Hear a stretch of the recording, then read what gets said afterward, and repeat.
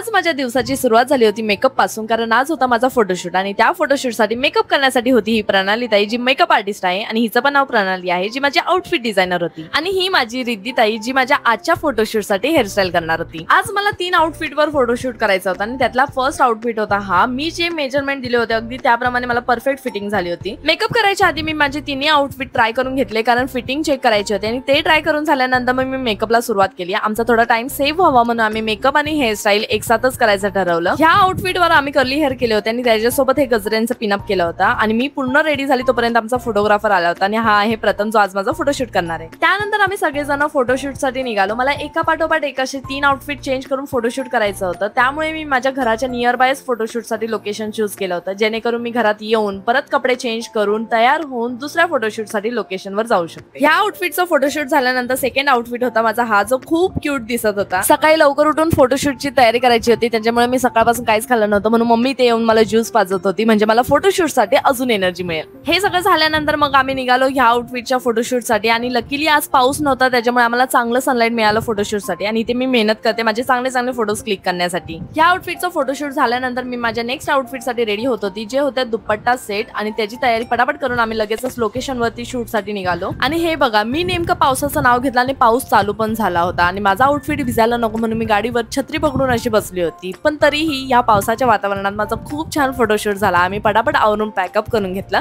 And yes, that's it for this video. I will see you in the next one. Bye bye.